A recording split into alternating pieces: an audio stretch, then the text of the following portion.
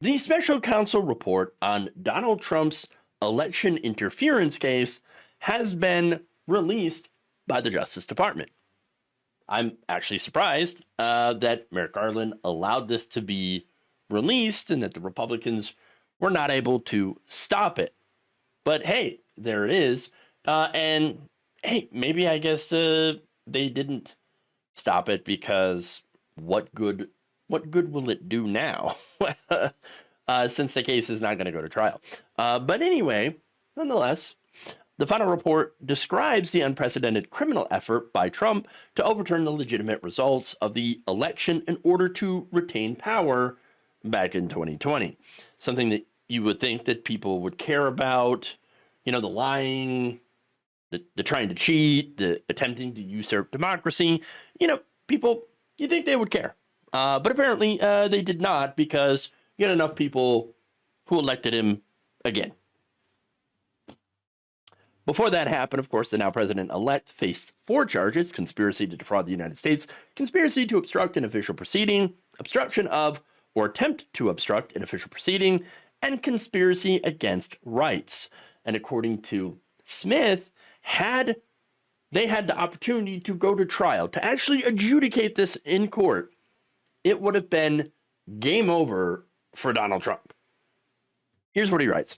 The department's view that the Constitution prohibits the continued indictment and prosecution of a president is categorical and does not turn on the gravity of the crimes charged, the strength of the government's proof, or the merits of prosecution, when the office, which the office stands fully behind. Indeed, but for Mr. Trump's election and imminent return to the presidency, the office assessed that the admissible evidence was sufficient to obtain and sustain a conviction at trial. So he's saying, if it would have been to trial, we would have got him. We would have got him. Wow. Of course, we'll never find out now, because at the moment, there's not going to be a case. It's bing, bing, bing, boom. It's gone. For now. Now, it's important to note what could have been. And based on the evidence that was gathered here and the strength of their case, Trump lucked out major.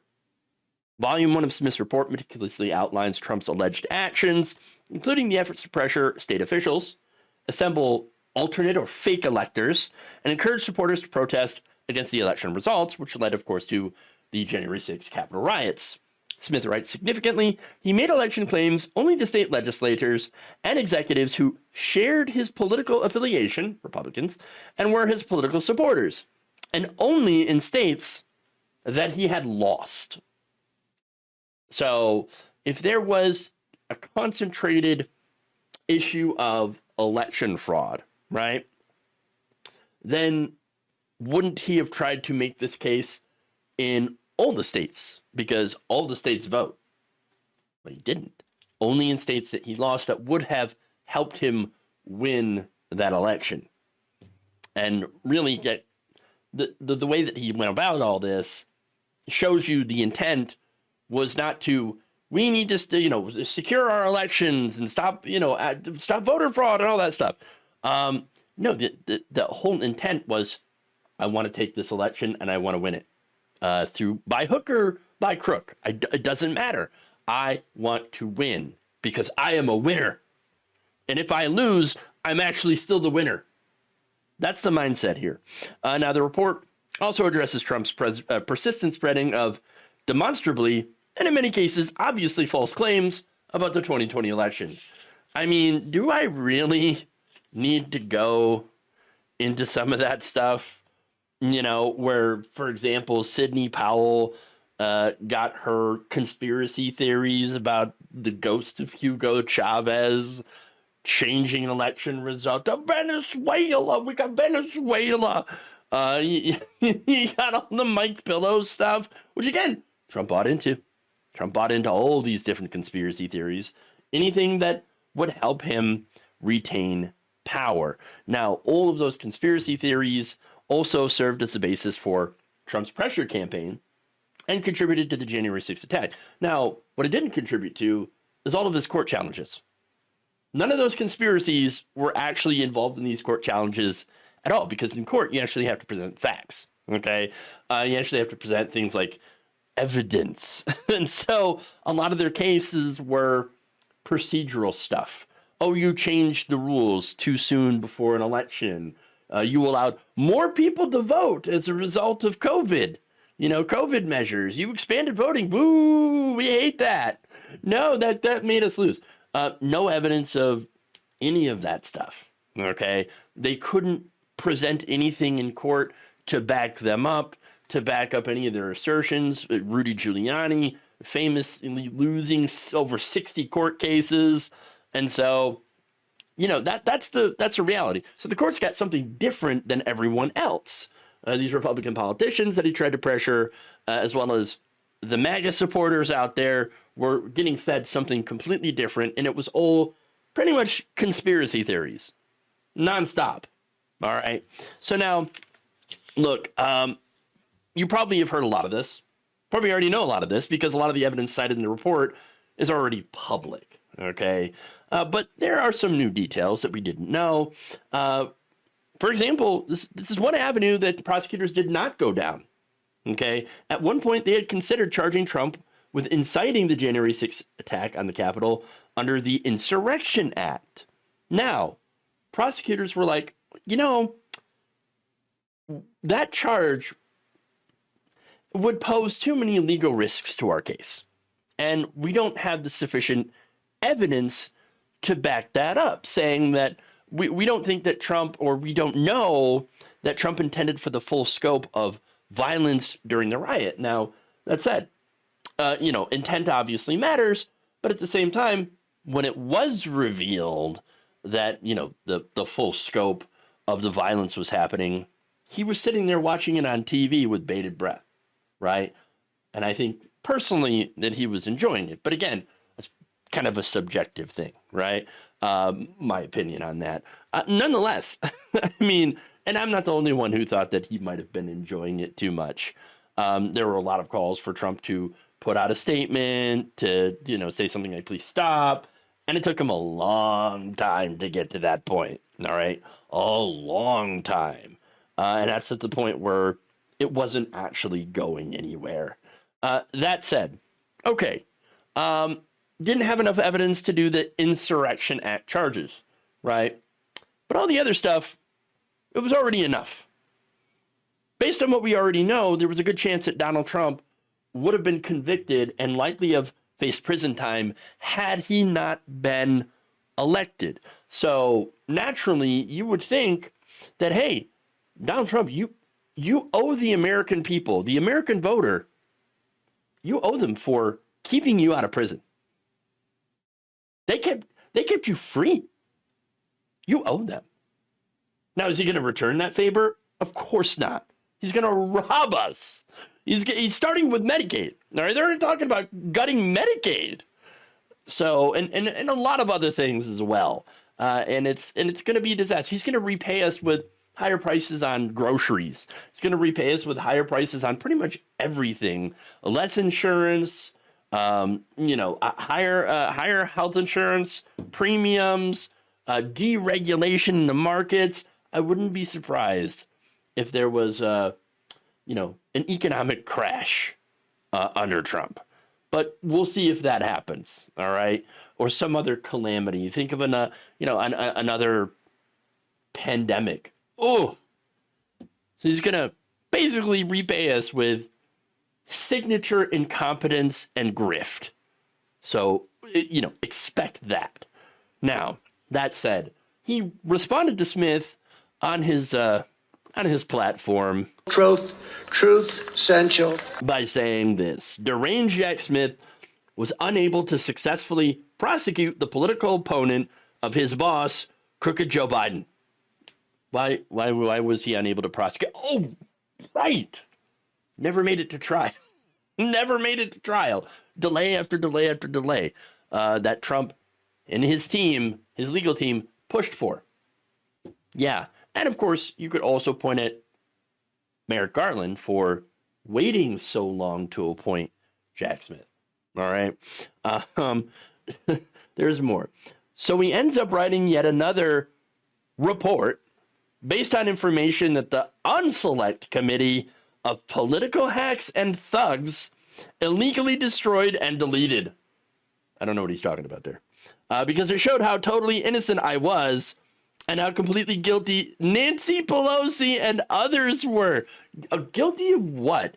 I mean, all right, you want to go after Nancy Pelosi for insider trading? She might be guilty of that, as is most of Congress probably is. All right, but related to January 6th, no, no, not guilty of anything.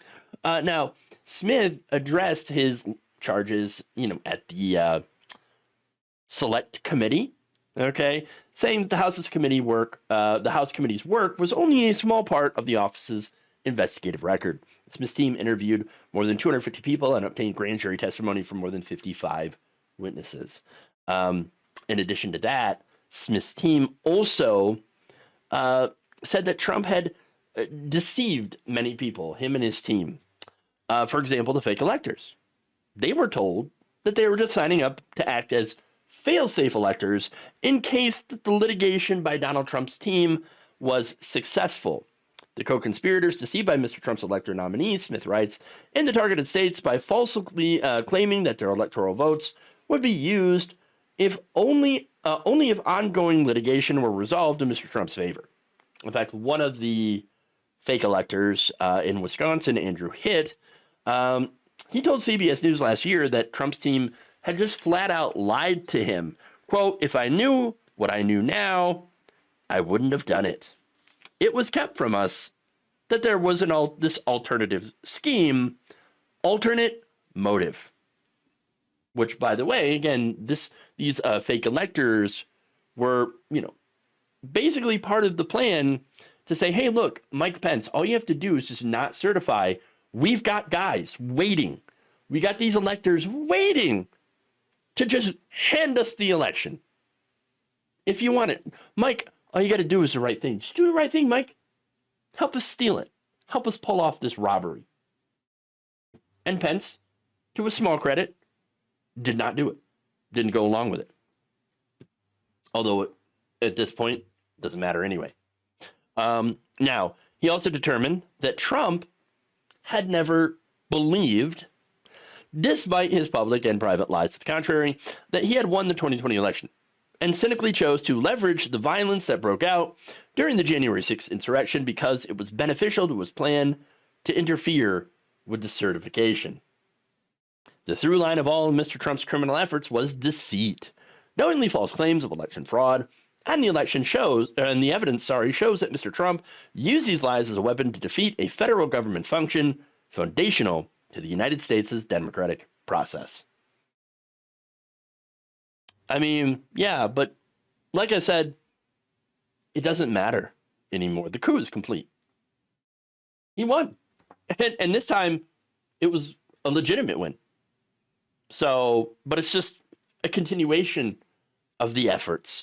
The judicial system, Republicans in Congress, and others, they allowed for this to happen by not holding Trump accountable when he actually did these alleged crimes.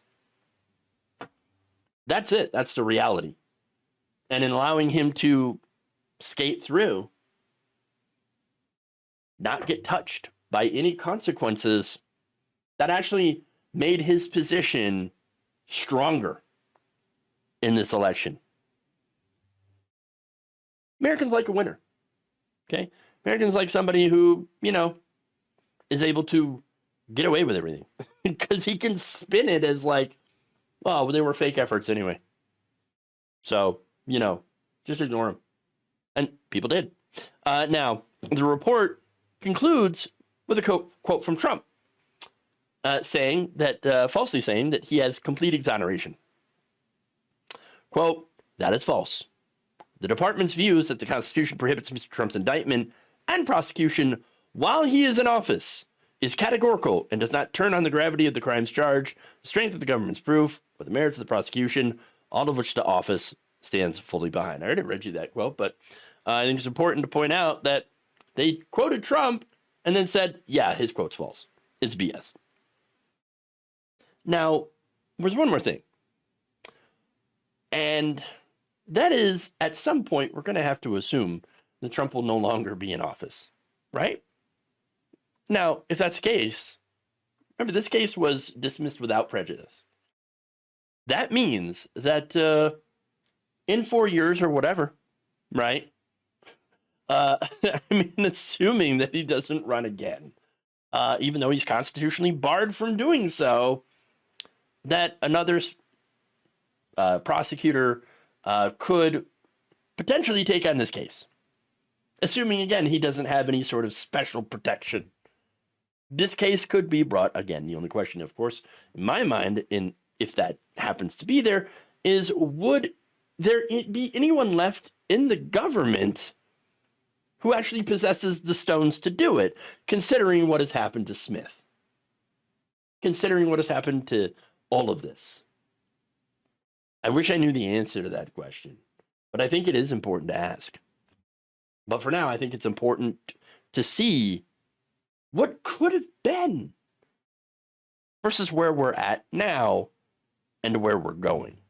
Speaking of where we're going, I do believe that in about 50 to 100 years in the future, when historians look back on this moment, this little piece of our history, I can tell you that I do not believe the books will be kind to Donald Trump or those who enabled him.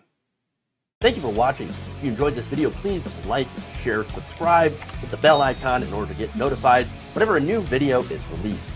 And if you want to support independent, progressive media through this difficult time where it seems like everybody is shutting down, you can become a member on our YouTube page, you can become a subscriber on Facebook, or you can go to my Patreon.